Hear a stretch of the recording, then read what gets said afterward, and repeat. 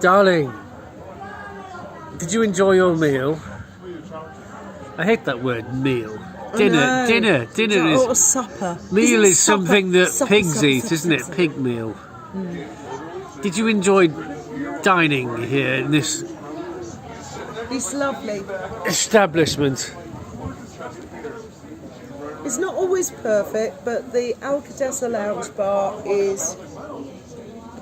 It's something special. I love it. I love it.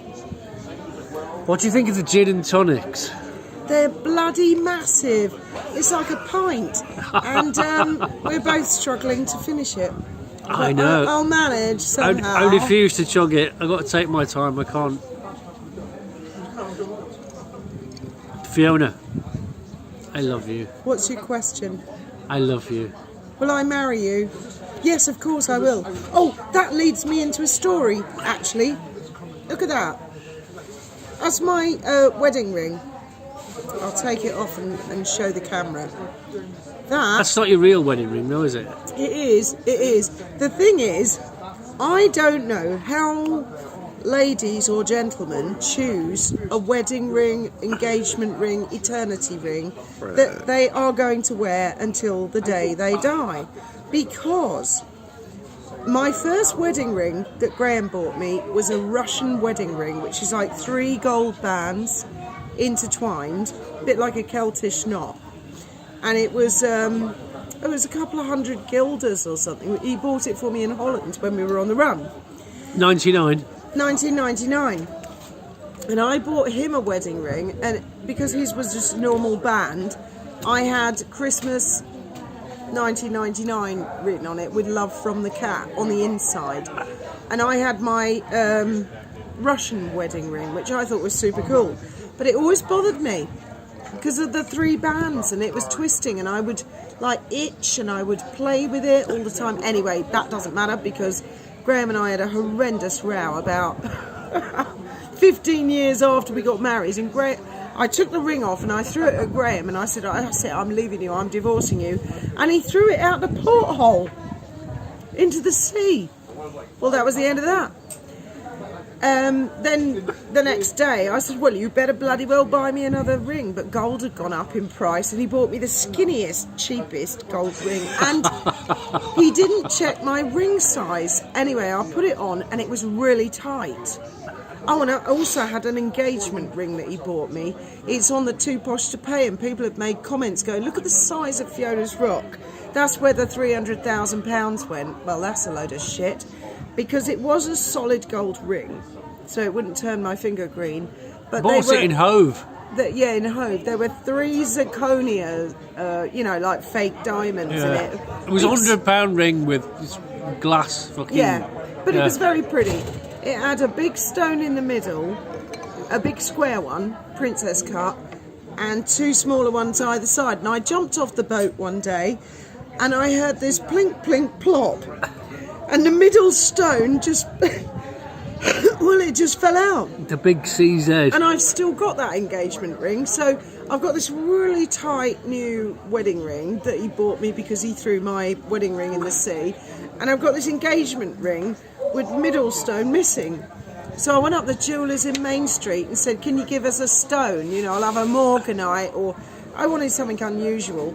And they all said, fuck off, best buy a new ring. I thought, I'm not buying a new ring. I mean, at 90 quid, I'm not paying, they want a lot of money, duty free or otherwise. I hope you're not filming up my double chin again, Graham. So I'm quite weighty.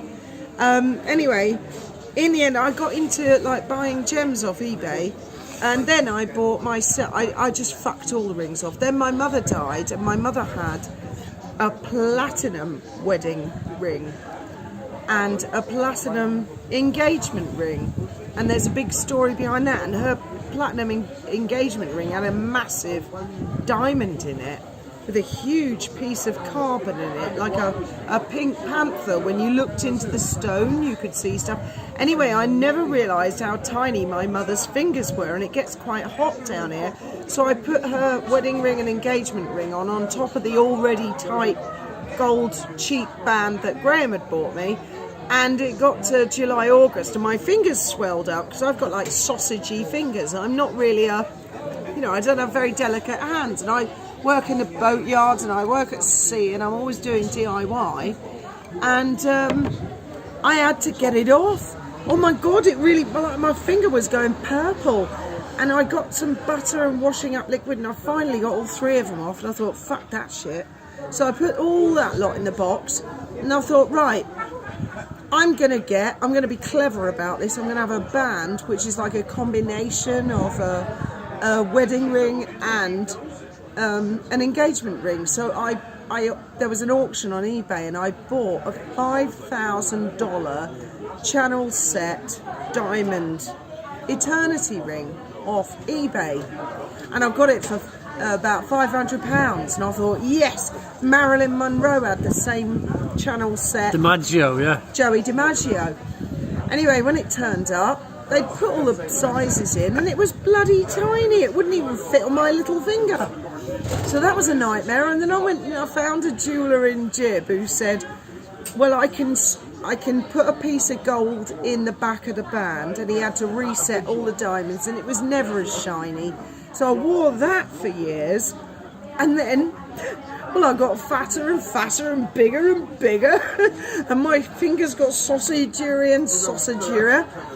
And last year, I just had to get it off. The kids had to help me with washing up liquid and the butter again. I thought, oh my God, these kids who buy an engagement ring and a wedding ring, and they're going to wear them for life.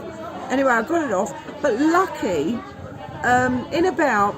this is years before, 2013-14, I had this idea of selling matching wedding rings. And I bought a job lot, and this was one of the job lot. This ring I wear now, which I love, and I just wish to God I'd saved myself all the time and trouble in the first place by doing this. I bought a job lot of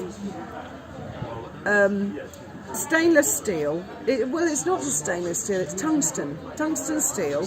And this actually has an 18 carat or 24 carat gold inlay, and they all had different patterns.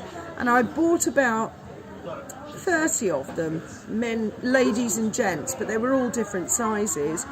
And after the diamond eternity ring nightmare, I got one of them out, and this little guy here cost me about $1, $1 American out of a job lot. And I love him, and it's so up my street. It's far more me than any diamonds or my mother's expensive platinum ring. And it came from Tibet. It came from Tibet, where the Dalai Lama lives. The Dalai Lama. And my ring with Christmas '99 in was starting to strangle my finger as well, so we had to pull that off. That's true. Yeah. So I got an exact copy for $1. Yeah. This is a Tibet ring as well, yeah. Yeah, and I think it's got something quite naff written around it. Like, it doesn't I matter. love you, Disney, but it fits. I can take it on and off, and my circulation will not be cut off.